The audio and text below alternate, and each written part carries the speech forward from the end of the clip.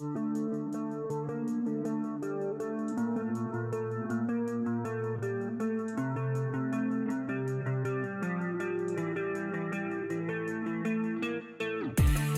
Utama Teradron Indonesia, Michael Wisnuwardana, ditangkap polisi pada Rabu malam, 10 Desember 2025, dan ditetapkan sebagai tersangka kebakaran gedung Teradron di Jakarta Pusat yang menewaskan 22 orang.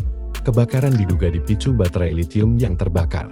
Diperparah minimnya jalur evakuasi karena gedung hanya memiliki satu rolling door, tanpa ventilasi samping maupun jendela yang bisa dibuka. Banyak korban meninggal akibat asap dan gas CO.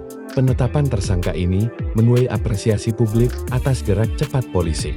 Namun, di media sosial 10, banyak netizen membandingkannya dengan tragedi ambruknya musala Ponpes Al Hosing Sidoarjo pada September 2025 yang menewaskan 63-67 santri dan membuat 5 lainnya cacat permanen. Hingga kini, belum ada tersangka dalam kasus Ponpes.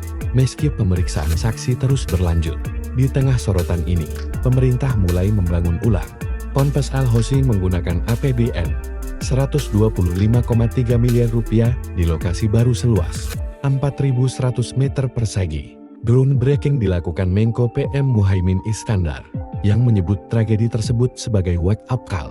Presiden Prabowo memerintahkan audit kelayakan bangunan pesantren di 9 provinsi, mencakup sekitar 80 pesantren, agar kejadian serupa tidak terulang. Pengasuh Ponpes, KH Abdul Salam Mujib, menyampaikan rasa syukur atas perhatian pemerintah dan turut berbelasungkawa terhadap korban bencana besar di Aceh, Sumatera Barat, dan Sumatera Utara.